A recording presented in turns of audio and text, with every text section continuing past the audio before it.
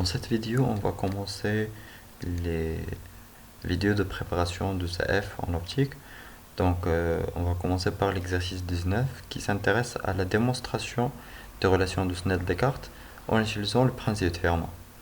On va faire un petit rappel sur le principe de Fermat, puis à partir de ce principe-là et à partir de ce schéma, on peut faire la démonstration ensemble. Donc, euh, on va commencer par le rappel. Donc, on commence par deux points, un point A et un point P. Je peux dire un point M et un point N.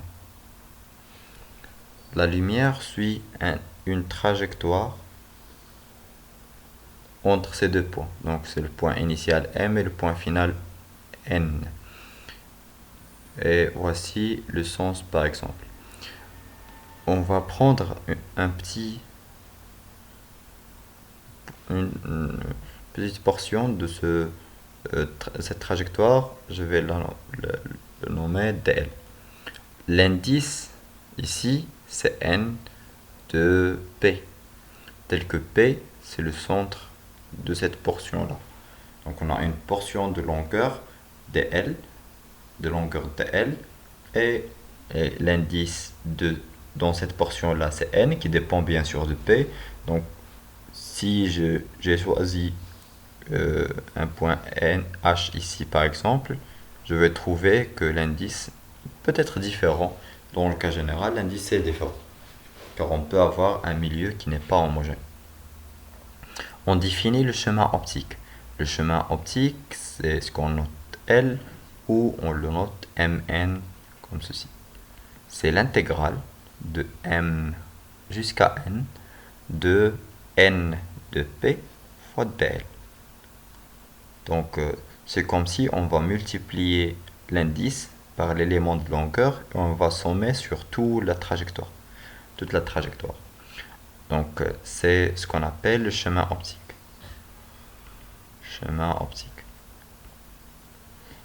Le principe de Fermat nous dit que la trajectoire, la définition ou l'énoncé du principe de Fermat, c'est une des questions classiques en optique géométrique.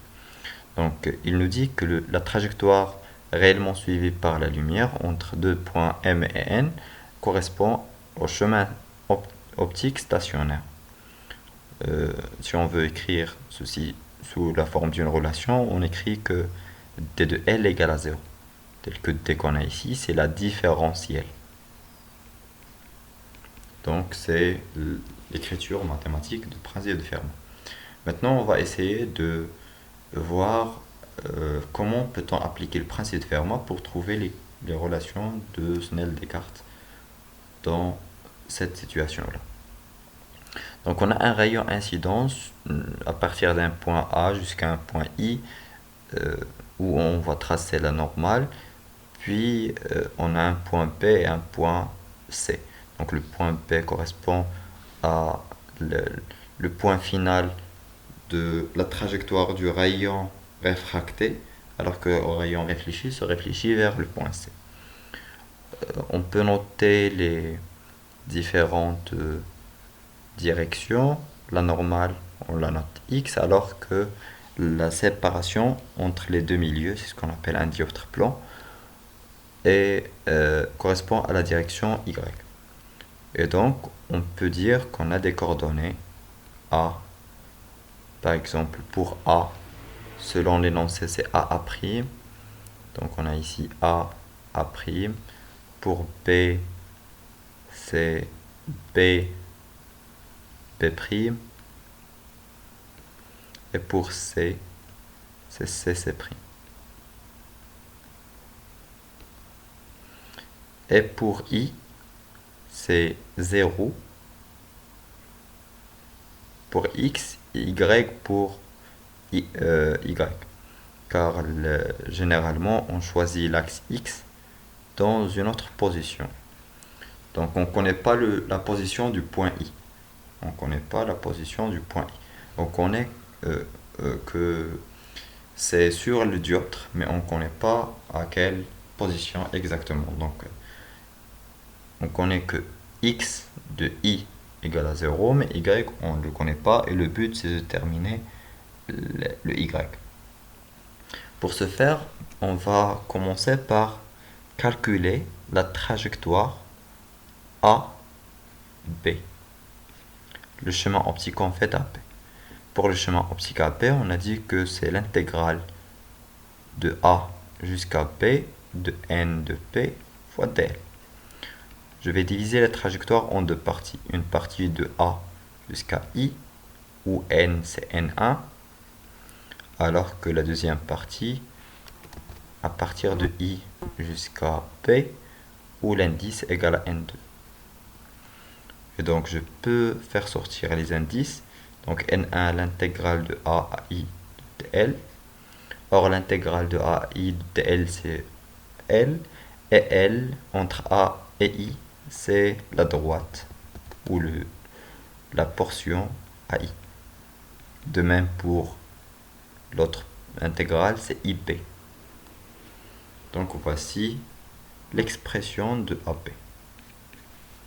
On peut remplacer les distances par les coordonnées en écrivant que AI n'est autre que la racine, la racine de A' moins 0, c'est les coordonnées x, plus A moins y au carré. On peut écrire l'inverse, c'est 0 moins A', la coordonnée de i moins la coordonnée de A au carré, la coordonnée de i sur y moins la coordonnée de A au carré, c'est la même chose. De même pour IB, on peut écrire, c'est la racine. Pour B, c'est B moins y au carré, plus B' moins 0 au carré. Et donc, on peut simplifier cette expression-là en écrivant que AP, le chemin optique AP, n'est autre que racine de A' au carré plus A moins Y au carré plus N2 racine de B moins Y au carré plus B' au carré. Donc voici le chemin optique. Pour calculer la différentielle de ce chemin, il suffit d'utiliser la définition. Donc AB correspond à un chemin optique. C'est égal en fait à le chemin optique AB. Et cette fonction-là, c'est une fonction d'une seule variable qui est y. La différentielle n'est autre que d de L sur dy fois dy. Ce qu'on peut écrire directement dl sur dy fois dy. Donc il suffit de dériver L par rapport à y et puis dire que égal à 0. Car si le chemin optique, la différentielle du chemin optique est égale à 0, donc d de L par rapport à y égale à 0. Donc il suffit de dériver cette fonction-là par rapport à y et écrire que c'est égal à 0. Donc on va dériver AB. Donc la dérivée du chemin optique AB par rapport à y égale. Donc on aura n1. La dérivée d'une racine de la racine d'une fonction, c'est 2 fois la racine. Ici. Donc a moins y au carré. Et en haut, on va dériver la fonction qui est à l'intérieur de la racine. Donc c'est 2 a moins y fois moins 1. De même pour l'autre partie, donc je vais faire sortir le moins.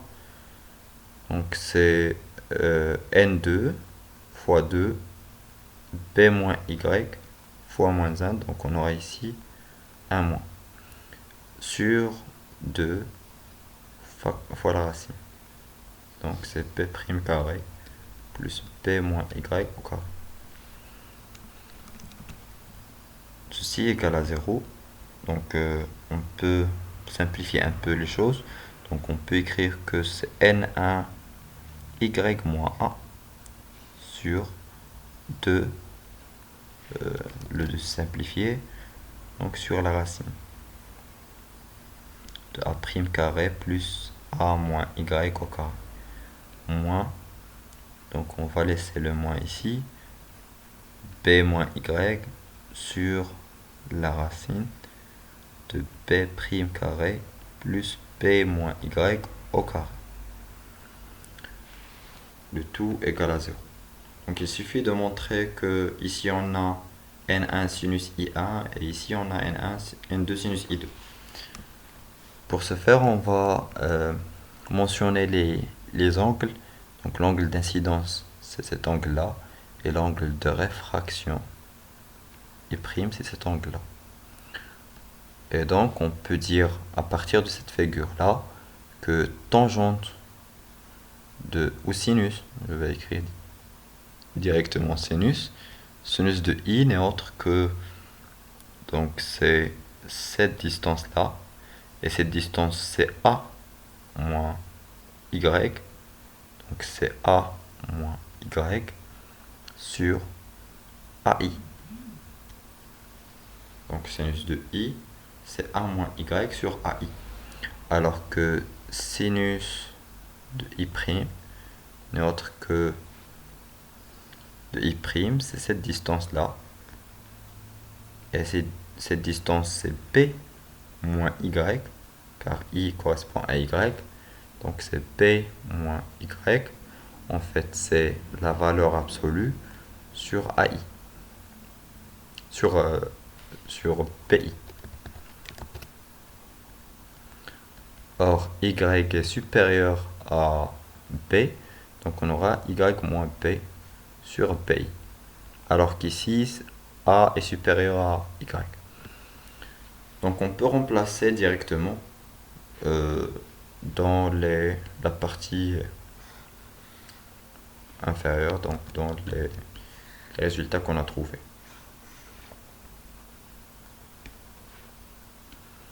Donc dans une nouvelle page, je vais réécrire ceci. Donc voici les deux formules qu'on a trouvées et je vais recopier cette formule.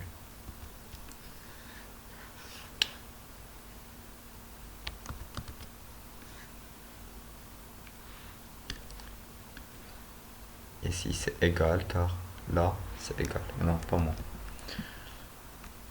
Donc